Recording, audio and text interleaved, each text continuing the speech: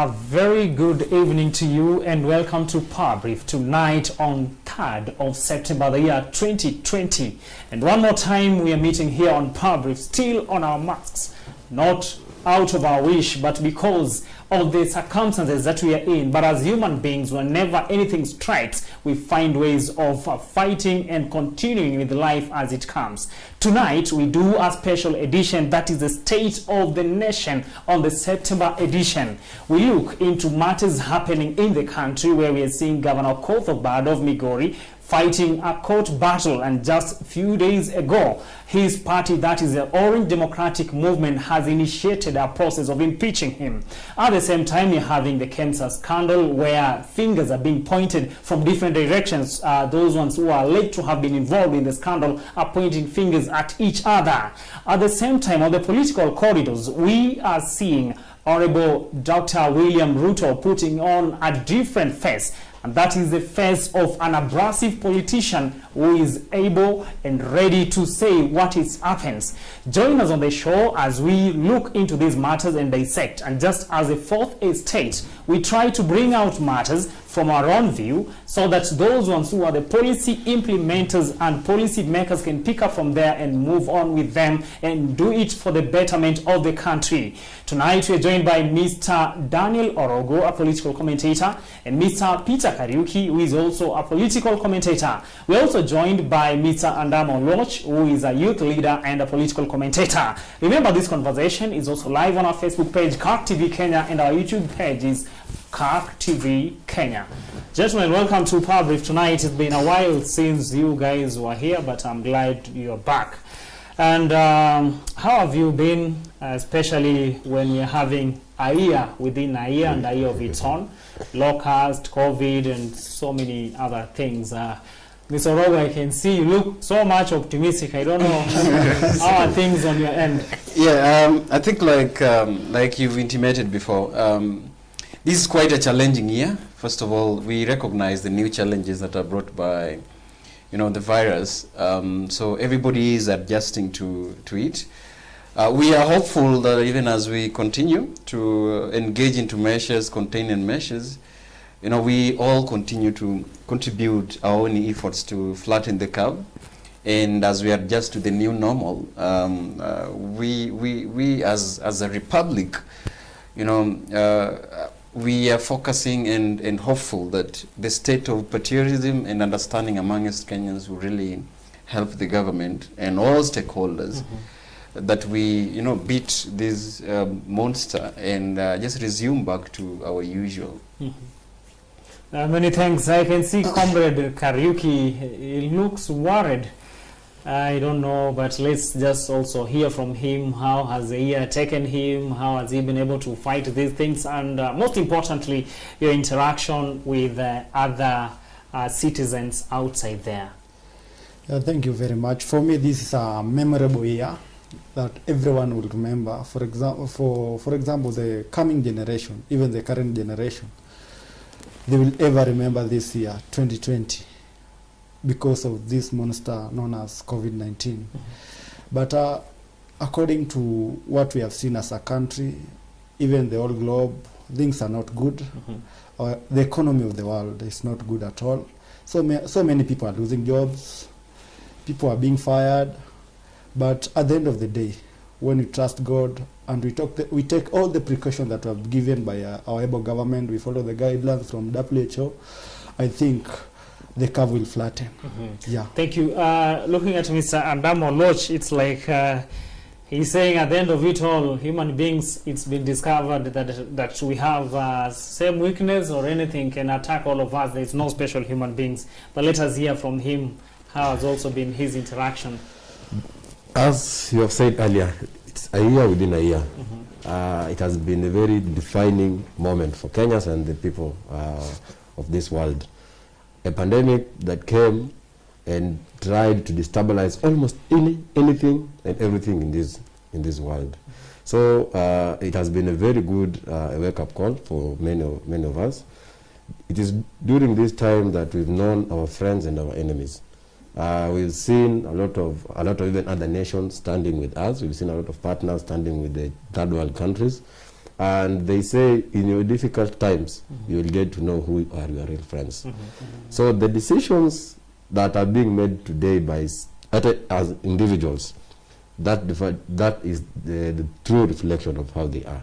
So at least we've learned a lot, and we are continuing to learn, moving forward, and making sure that everything that is befalling us is it's action taken by us alone. Let's look into the daily briefings that are coming from the Ministry of Health concerning the COVID-19 pandemic issues that have been happening within the country.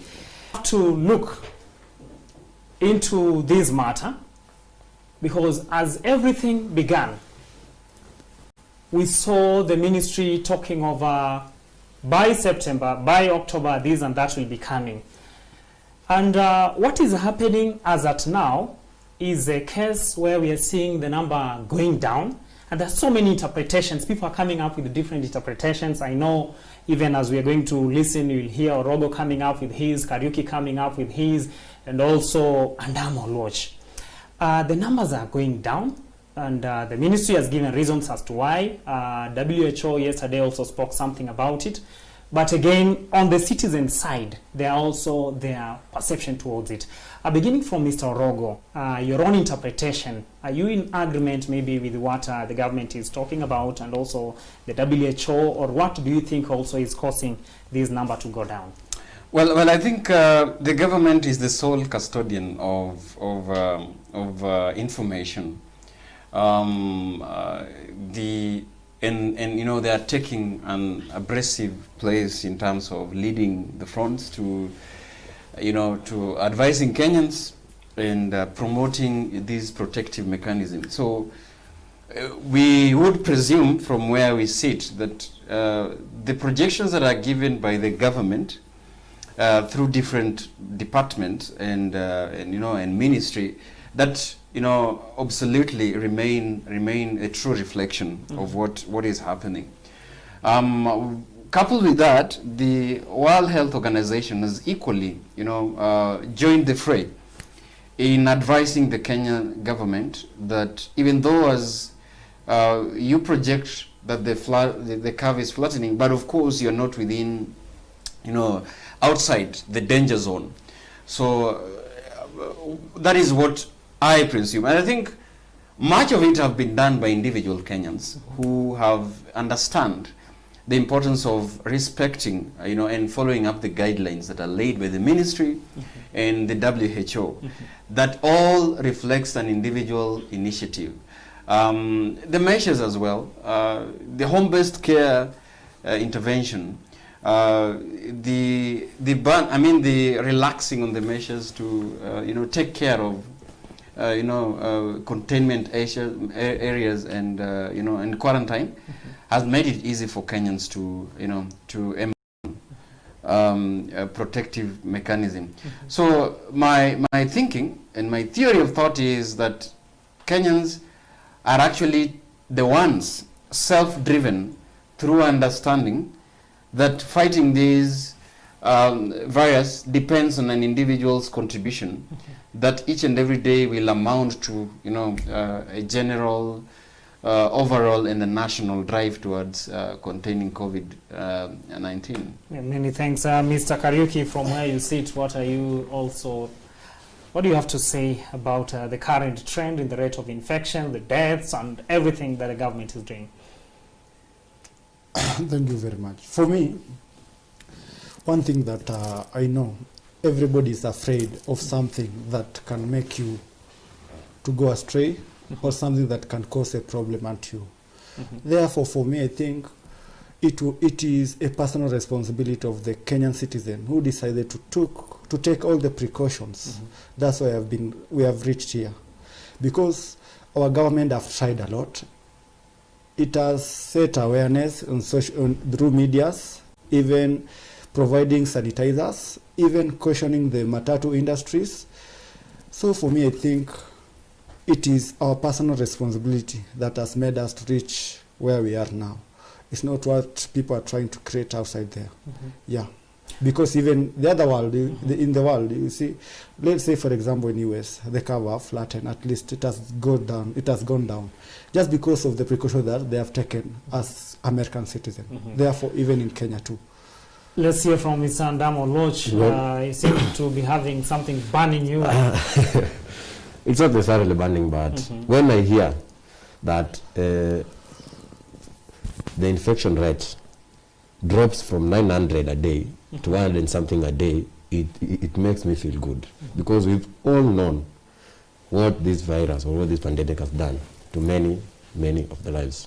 We've seen a lot of job cuts, a lot of job losses because of it. Now, when I see the trend, at least it's flattening, I become a happy man, because I know for sure there are better days ahead. And for the government of Kenya and all the key stakeholders, they have been doing a very credible job. The daily the daily briefings, they were on point, at least to keep the public on notice of what is happening.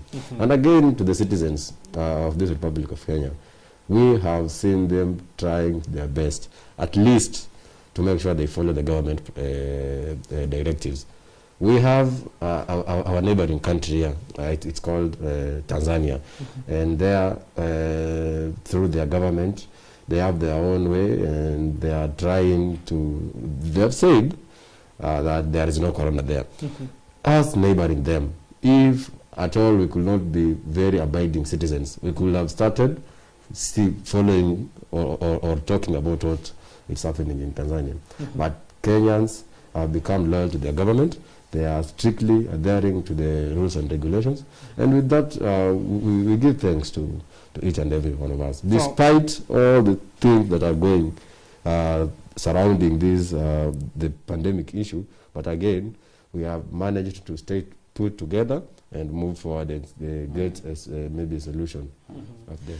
Now, let's look into something here. We now come into the political happenings in the country. And of late, we've seen a new deputy president, that is William Ruto.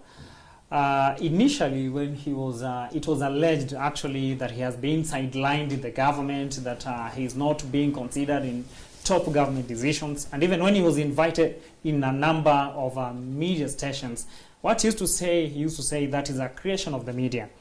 But recently things seem to be changing, and even his tone when he's using social media platforms or even on the microphone, he's another man altogether who is saying this is how it is, and he has also come up to really speak so strongly about corruption and a number of the people he's calling conmen in the Jubilee Party. As political commentators, beginning from Mr. Orogo, why do you think we have a new Ruto on the streets right now? I would have been interested to hear from Ndamo of us. That is okay. Then you wish to But why you? No, it's okay. I can still take it. It could be interested.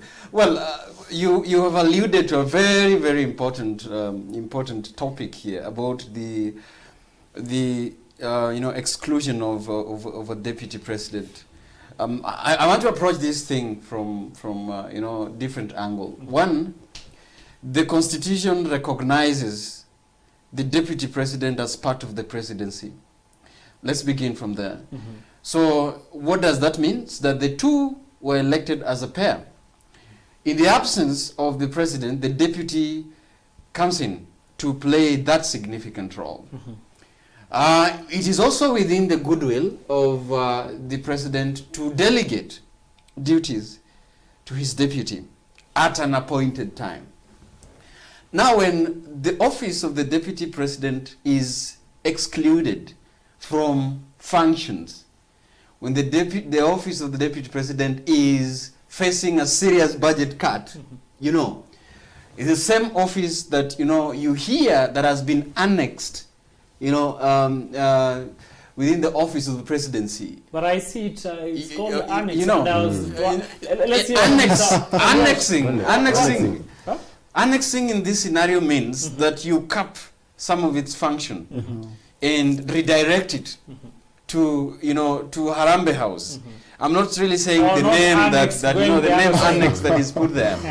And when you hear that an executive order has been capped, giving the functions of a deputy president to a cabinet secretary, Who is this cabinet secretary? in that this case? requires an important, Is there a cabinet secretary who's been... yeah, there's an functions of the deputy executive president? order of, I Yes. think 2020 or 2019 that was given to first the, executive order, actually. to the Ministry of Interior. Interior. And if you look at that, what was written, those are the functions of the deputy president.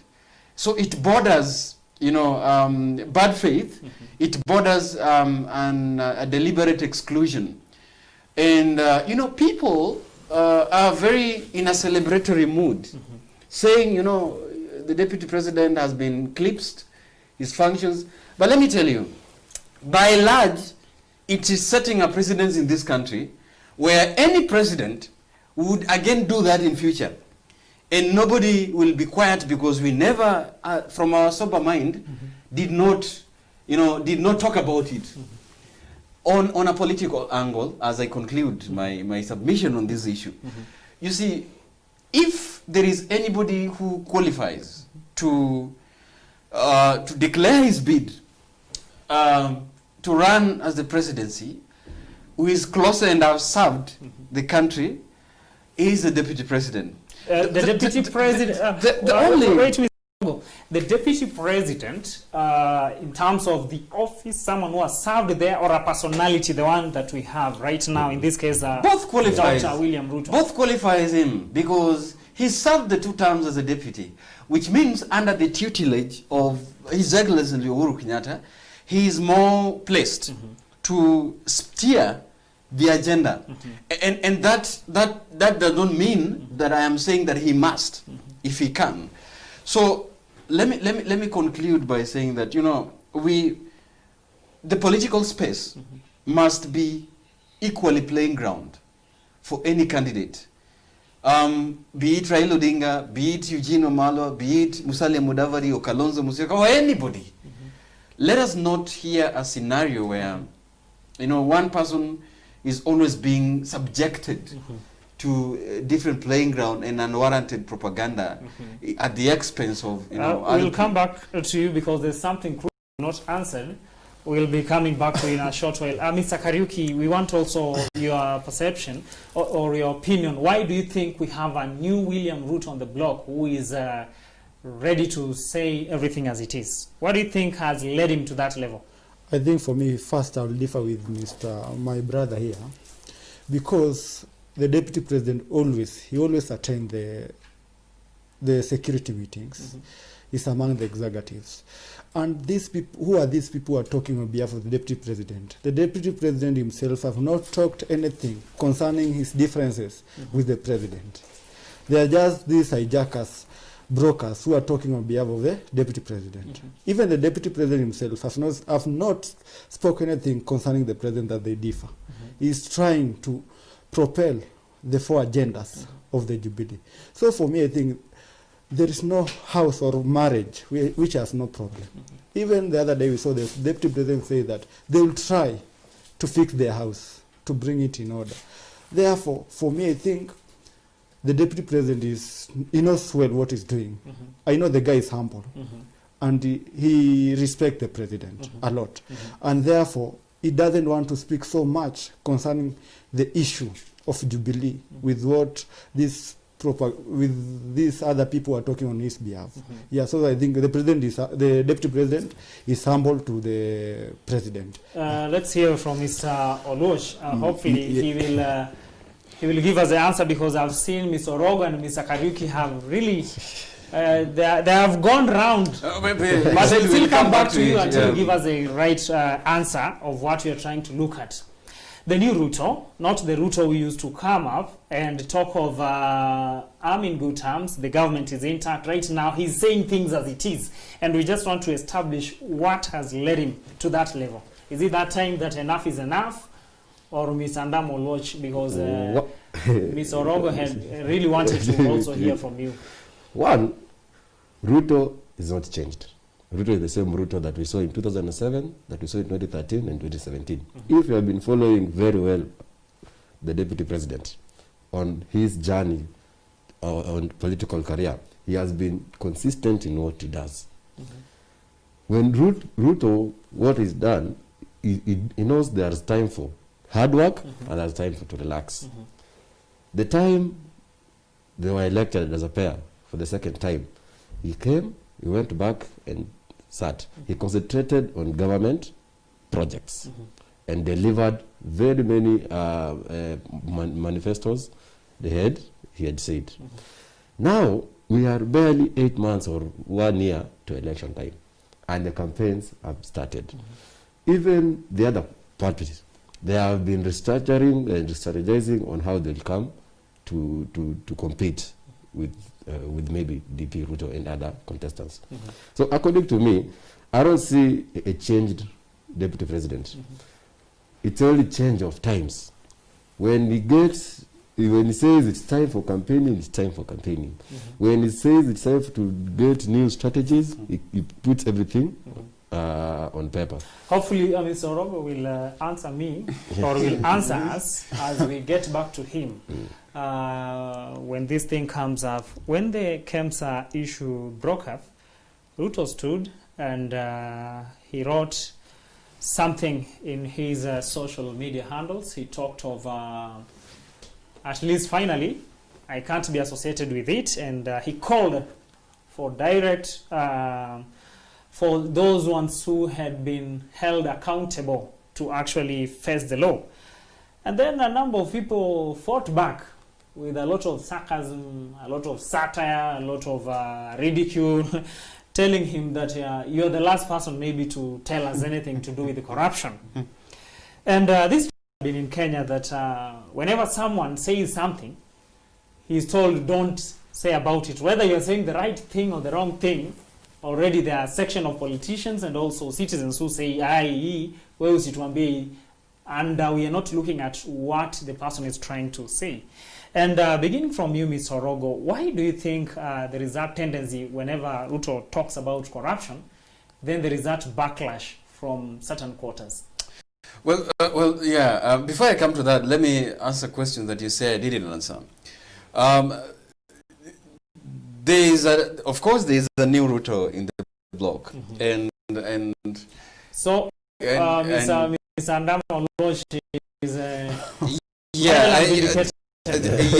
he's gone really about it. But there is a new Ruto in the block. The new Ruto is the one that has positioned himself for presidential candidate and has declared it openly. He is not taking it going down. As others are also strategizing, he's equally strategizing. And he's declared that I don't think he really wants to play a second fiddle again. The new Ruto in him has said that while others are attacking you viciously, and you are answering that with humility, it's having a backlash on your bid. And as a politician, you are judged with what you didn't say mostly, and as much as what you said. So he's going outside there and reaching out to his followers, both who do not have, people who do not follow mainstream media, who are very active on social media. I want to also tell you that he's adopted the character of Donald Trump, that when you believe that newspapers and medias are not covering you well, then you speak for yourself, you put your position by yourself.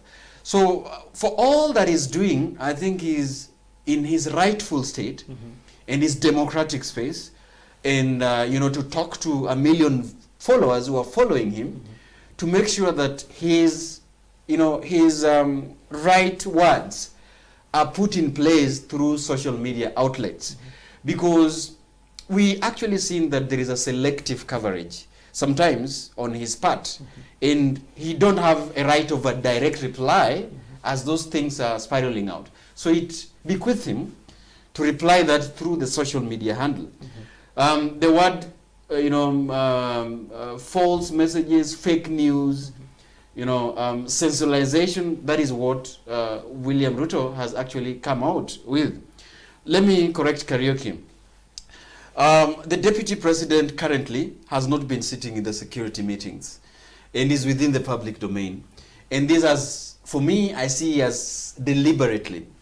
There are a number of times that we've heard that he's barred even from, seeing his own boss, that he doesn't have direct access as before. So in all these things, and that is why I began by saying, the Constitution recognizes the deputy president as a presidency. That means that you sit in intelligence meeting, you're briefed as a president.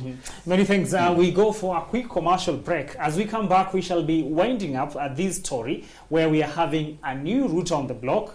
Mr. Ndamo Lochi is saying that he is not new, though Mr. Orogo has come in to say that he's new. Also, Mr. Kariuki has got his own opinion. And tonight, we are doing a special edition on the state of the nation. And in such an edition, we look into the current happenings in the country, ranging from politics and a number of things that are cropping up. As we come back, we'll be looking into the referendum, the possibilities of reopening schools in this month of September before the year 2020 ends, and also we will also be looking into some of the matters related to job losses, because so far the statistics from the Kenya National Bureau of Statistics indicates that around 1.8 million Kenyans have lost their jobs. How do we come out of such a mess altogether as a country? Keep it on CAC TV.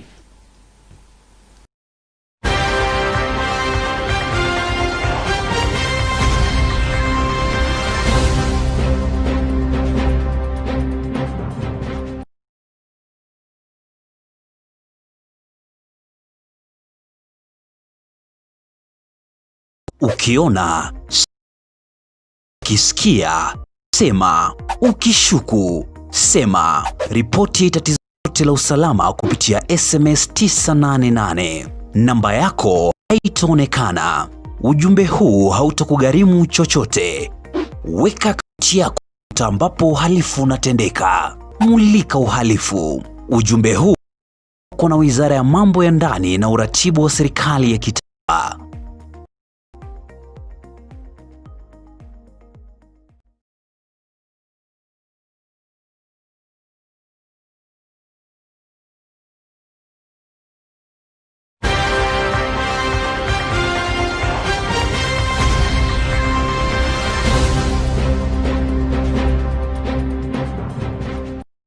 Welcome back, and many thanks for tuning in to Powerbrief tonight as we look into the state of the nation. And we continue actually pleading with you to bear with us on this thing. It keeps on even denying us an opportunity to breathe. I can see Mr. Orogo and Kariuki and also Mr. Ndamo Lochi lamenting, but that is what we have at hand. We are looking into matters happening across the country during this season when the COVID-19 pandemic is ravaging a number of sectors in the economy and also the politics of succession of 2022. Currently, we are looking at the issue of the referendum that is looming, the change of the constitution that is coming from certain political quarters, and at the same time we are looking into the issue of reopening of high institutions of learning. A number of recommendations that came up stipulates that there must be a way where students can learn through online, but is our capacity able to hold such a need where it is a new thing, and also with the status of our economy and matters to do with the equipment and human resource? That will be known as we go through this special edition of Powerbrief. We are joined by Mr. Daniel Orogo, political commentator, Mr. Peter Kariuki, political commentator, and also Mr. Ndamo Lochi, who is a political commentator.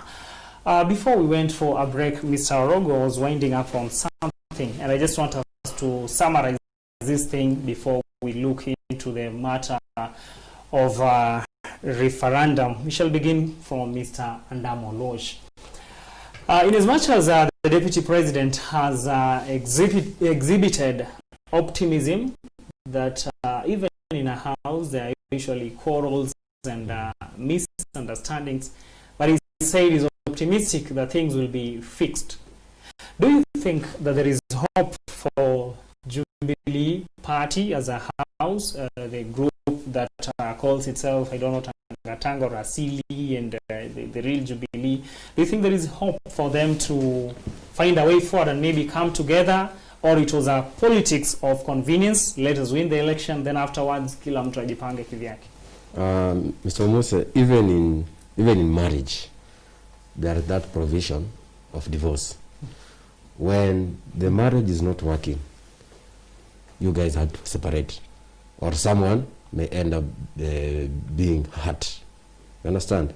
So, Jubilee, if there is that time that we can say Jubilee is no more, is now, and it is in public. And the reason as to why we are not seeing a solidified Jubilee, it's because of the power brokers within the party. We have seen them coming out and talking to each other very harshly. And according to me now, I say, when there is time for everything, and I think this is the right time for Jubilee people, if the two parties inside the Jubilee are not talking in one language, then it's a time to call it a day. Before you talk of calling it a day, there's some uniqueness that we have to consider here. Jubilee and NASA, all of them, yes, are collisions. But remember, one has a unique position in this country. These are ruling party which controls the machineries. All the instruments of power is within their hands. Don't you think there is a danger there where you are talking of a particular group parting ways in between when their tenure is still ongoing? First of all, Jubilee is not a coalition, it's a party. It's a party, yes. NASA is a coalition. Jubilee is a party. And within the party, the leadership is not at par with each other. So the best thing, it's either they decide to come, sit together, and chart a way forward. What is ailing Jubilee is not even about the party or the party positions. It is about who will take over in 2022. When these parties, when Jubilee was being formed, it was very clear that Uhuru Kenyatta gets his 2 terms, then leaves to the deputy president. That was the vision of this party. But when other people are coming and trying to distort the vision of the party, then I don't think if the vision that it was meant to be will be met. You understand? Before I get to Mr. Kariuki, I can see Mr. Orogo is dying from the other end. And I don't know what has really made him to be so excited when Mr. Andam Olwach talked of 10-10. No, he's giving a true reflection of what Joe Hamis in his book says. You know, the constant factor in politics is betrayal. And Abu is really confirming it very nicely. Though indirectly. Though indirectly, the way he's putting it has amazed me.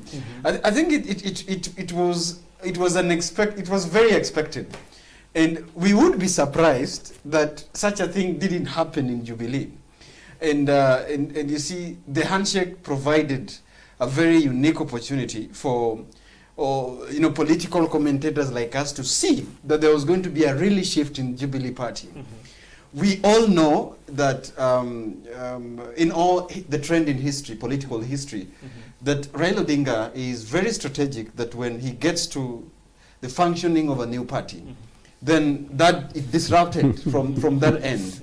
And I think for us, we ought to have seen that was going to happen in Jubilee. And I like the fact that the deputy president had seen. He is abrasive and he's a smart politician. And he'd seen that, the incoming of ODM, and by the way, which ODM and NASA fraternity should tell us whether we still have an opposition or not. Because that is equally important, that we cannot run a country without opposition inside the government. And even if we go to the National Assembly and the Senate, you've seen what happened in the Senate recently. and how the House community leadership has been whipped and de-whipped and changed. Unconstitutionally. Unconstitutionally. Had we have a functioning opposition, or rather what we call a stronger majority within both the houses, then I think everything could have been, have been different. We are mutilating the functioning of our constitution at the expediency of political broking. Let's hear from Mr. Kariuki before we come to you to tell us whether there is hope or it is time to call it a day within the Jubilee Party, but also how, because they are a ruling party. Mr. Kariuki, is there any hope, or what do you think is a way forward for these people? Do you think they should continue moving together, or they should call it a day? I think for me there is no hope there, because we can see publicly, and even this one, nobody needs to explain for anyone, because I think for me, Ruto started the campaign earlier than what even the president was expecting. Instead of Ruto supporting the 4 agendas of the Jubilee, he started campaigning very early. Because even those people who follow Ruto everywhere, they were even talking everything about the presidency of 2022. And let us call a spade a spade.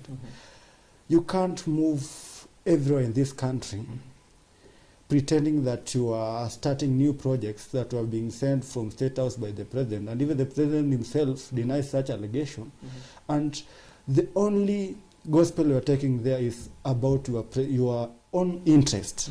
You can't talk about you can't talk being a father of the house, whereas the father is still there. Mr. Kariuki, if we go back to history, not that I'm relying on what Mr. Andamo Lodge talked about, I'm relying on what we used to see since 2013. The president was in Eldoret at one of the graduations in one of the universities. And as he was leaving the graduation, on the highway, he stood and said, "What was in Sumbwe yangu 10, alafu 10 ya William pia ingia State House." That thing was repeated severally. No. So was Dr. William wrong maybe in a way kufuata hiyo ahadi ambayo ilikuwa imetolewa? We have seen even Raila and 10. We have seen even the agreement between Raila and Kalonzo, even in 2007. Raila had promised Kalonzo that when I win this election, I'll give you my 10. I'll give you another 10 years. Of which they didn't win. Of which they didn't. From there, they came up again. They formed a coalition. And Raila had promised Kalonzo that I will leave it for you to go for presidency. You know, politics is all about interest. You know, I go in politics with my own interest, not your own interest. You know, therefore, when you start talking about Ruto 10, Uhuru 10, what about our sons who will be coming? Where will they go? Because when Ruto take over that 10 years, and let's say my brother here, Daniel, will be the deputy president, again he will take another 10 years. You will take another 10 years. What about that son of that village man in Marakwet? Where will they go? Therefore, politics, our politics in Kenya needs a lot of education. We educate our people. Politics is not about inheritance. Politics is all about giving back to the people, making our economy good. Yeah. Those are results. There's this notion. Exactly. Sorry. You know, politics, and I like what you said, is about interest. Briefly, what right now, I agree with also what Andama talked about. You know, when the House no longer holds, there is no need of staying. The deputy president should marshalize his troops and leave Jubilee and rebrand very quickly. The time is not on anybody's, laxity as we speak right now. He doesn't have the pleasure of time. The whole presidential campaign requires a lot of things to be put in place, and the deputy president has declared he's going for the presidency. Uhuru Kenyatta and Raila Odinga in that coalition should also make sure that deputy president is taken out of the party, if that is what they would want. I'm speaking politically now, because if it is a matter of interest. So if they continue to delay, yes, then either of the group will... Yes, if he continues to be within the party, it means that he's learning a lot and a lot of secrets for the political election. In other terms, another option would be viable, that if the handshake gets betrayed in 2017, Raila Odinga should also begin to speak with William Ruto. I think where they stay is a bit of distance. They can have meetings and they talk. Because I keep on repeating this again. The only constant factor in politics is betrayal. It has happened for the deputy president. It happened for Raila Odinga in 2005. In 2013 again it's here. How assure you that the handshake will still remain constant? So I think all the ODM troops should also have their antenna raised so high. The moment you hear that revenue, there's a discussion about revenue bill, and it suits certain areas of this country vis-a-vis other areas, then you should realize that, you know, interests are at play, and you should have where your own interest lies. So it's upon these political players, because for us, you know, politics is not really, somebody says it's not a church issue or a religious issue. It's actually a convergence of interest. So the interest of Raila can merge with the interest of DP, just like the same way the interest is merging with the interest of the president right now. And it's never a constant factor. It changes every time. You are to...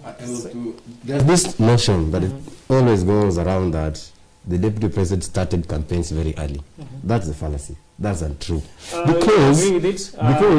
Because there's that notion, as he has just said, and it was all over, including the handlers of the president and some of Ruto's critics were saying, bado kuna mtu amekaa kwa kiti, and then you are showing your clouds too early that you want it. What is this so much unique that you want to do this early? No, I equally agree with you. I think everybody was campaigning by that time. Moving forward, it's as an MCA in your ward.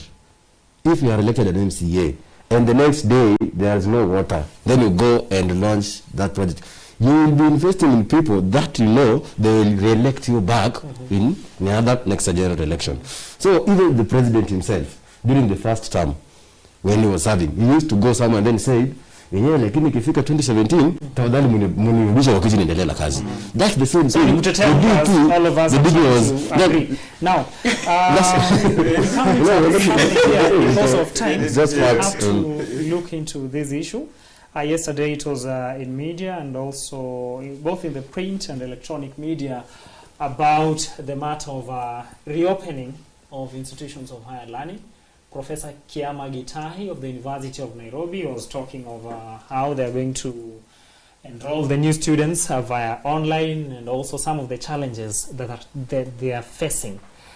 We just want to look at it and see the practicality of this confusion that has gone round, where here the CS of education saying this minute, another minute he's saying another thing, and even at some point he woke up and said, I'm not the one who brought this COVID. Anyway, it's true, we do not know who brought it, and we don't have evidence that it was him, and I don't know who had said that indeed he's the one who brought it.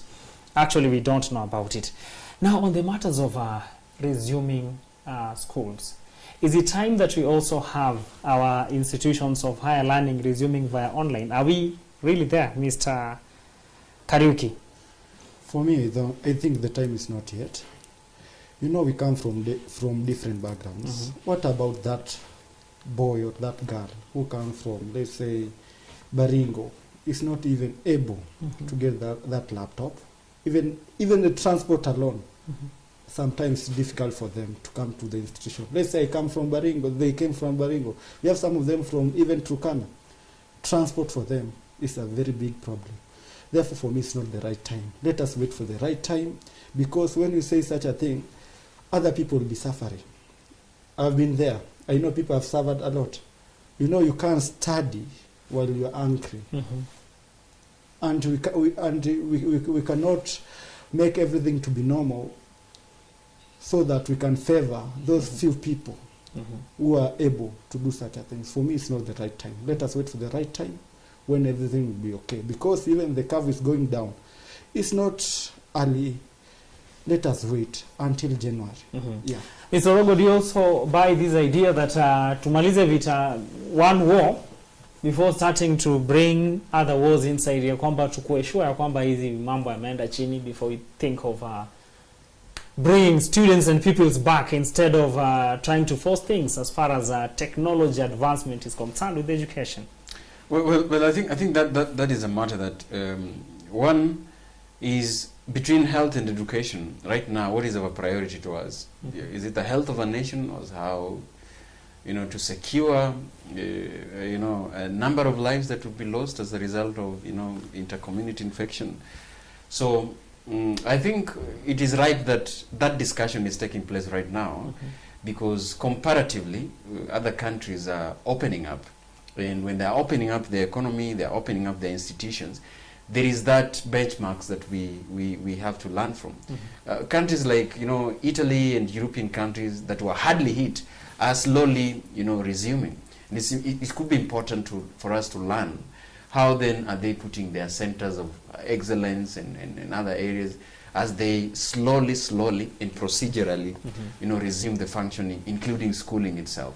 The other thing that comes with it is the curriculum, because, how if there's a plan for transition of students from one academic year to the other, and that curriculum get disrupted, I think as we roll out the resuming measures, one of the issues that we talk about, and how then do we cover curriculum, there were issues that were even pronounced by the minister himself, that you see, this academic year might spiral up to the next year, and then pupils and students might be forced to repeat. So you look at the measures of that. What about those who would want to join the schools? Where would you take them? Those who are joining these centers, and yet you say the others have to repeat the previous students. So I think that is kind of discussion that really needs to take shape as well. Mr. Ndamoloch, are you also, where do you stand? Watu warudi wapambane na mambo huko ama wamalize moja? I think those calling for the reopening of schools are the political elites and maybe some community members who are at the higher point of life, as we speak. The reason that's why I'm saying this is because for them, they'll take their children to very good schools with nice facilities. They'll provide them with gadgets that they'll be learning at home. Take, for example, a certain school, Olympic Primary School or any. Let us give and take an example of our UON. It has a lot of people, and majority of these students are coming from the village. When the schools are opening, we find a lot of people coming from up country to come and learn. So, for example, if you are going online to study online, and there is this little child or this student in up country, how will they be able to get these gadgets and facilities? So, according to me, I think we should prioritize our needs first. I think our biggest and the most priority thing that we should do is fix our health system. Not unless the government is not telling us everything about this COVID. As I said, we saw a drop from 900 to 114 just because there were stories that donors had refused to bring us money. So I think if the government is sincere, let us first sort this issue of health. Of course, it won't have any meaning for a student, of course, learning, and then we get that intercommunity infections, as Daniel said. So it's better we stay away from the education system. We first sort the healthcare system. Then when we are done, or at least the government assures us that everything is okay, then we can come back. Now, finally, just before we wind up, we look into two things here which are happening also to be crucial, and majority of the people are talking about it. This is a clamor for the change of the constitution. Just a few days ago, I think from 27th up to even on Sunday, a number of those leaders who participated in making the constitution were called in different media stations, including ours here. And we chose to listen to them. We listened at the former CJ Mutunga also on his input on the change of the constitution. We listened to Kalonzo, we listened to Honorable Raila, we listened to Ruto, and so many other on the streets. We also went around collecting the views of the people as far as the change for the constitution is concerned 10 years after its promulgation. Now, you hinted something to do with reggae. People know what is reggae. Raila Odinga himself has talked about reggae. Maybe somewhere this month or some days from now, it might come back. What is your take on the change of the constitution in summary? Well, The Constitution provides for the review or the amendment of the Constitution each after 10 years. The question is, what are we changing? You know, one of the steps that I always declare personally, that I presume that the bid to change the Constitution is meant to increase the space of the executive, is meant to to find a way of accommodating, different political players, and that means that increasing the wage bill, financing their offices, and financing how this operates. So I am one of the proponents that have stuck through, and I've said that there is no need to change the Constitution as it is. What we need to do right now is to audit the Constitution, find where are we, where are we lacking out, because why am I saying no? We had been hit this year by COVID pandemic. So as per employment are still, people are resuming. Kenyans have lost jobs, and everything has just gone upside down. It would be very unfair for a political class to expose the public again to another initiative that would pick money, the little from the public coffers that is left to cushion the economy from the adverse. Many things, Mr. And pour that into Orogo, because of time. Let's also hear from Mr. Kariuki. I can see it's like he's prepared actually to, I don't know, let me not preempt anything. Your opinion as far as the claim of the change of the Constitution is concerned? Yeah, thank you so much. For me, I think changing the Constitution is not a problem, but what are we going to implement there? For example, we have been having clashes since 92, 97, and 2007. And some of us have lost even parents through those clashes. Because one person will take the government, the whole government, and that the other one who has lost the election will just stay away for the next 5 years. So for me, the process that we'll be using to change this Constitution is bad. But changing the Constitution is not bad, as long as it includes everybody. The Roma community, the TESO, the Sabaot, they are included in the government, and all of us, we serve the same government. I think it is good we change the Constitution now. But the process matters a lot. We can't go for a referendum, and yet we have another problem of COVID-19, and yet we have the problem of unemployment, and we expect Kenyans to go to forums in Uhuru Park, to go to Buhungu Stadium. So it will be less participatory. Yeah. Thanks, Mr. Kariuki. And then briefly also, Mr. Ndamo. I think the timing is very bad. Changing the Constitution, it is provided in the Constitution that the review should be done after each and 10 years. And of course, our Constitution is 10 years old now. But the implementation part of it has been a very, very big problem. For example, Chapter 6 of the Constitution. If we implement that Chapter 6 to the latter, there will be no corruption in Kenya. That is integrity. It will sort that one, yes. If the way we are implementing partly the Bill of Rights, if we go to other chapters and try and implement, all the things will be there. We have talked about the political violences, the RAPs. In that Constitution, we have cohesion and cohesion and integration, part of it. It has created the commissions. If these commissions are given the time to implement their duly appointed duties, everything will be sorted. So I think if what the BBI was trying to propose is just a duplication of what is in the Constitution. Many thanks, gentlemen. That brings us to the end on the focus of the State of the Nation. That is a September edition.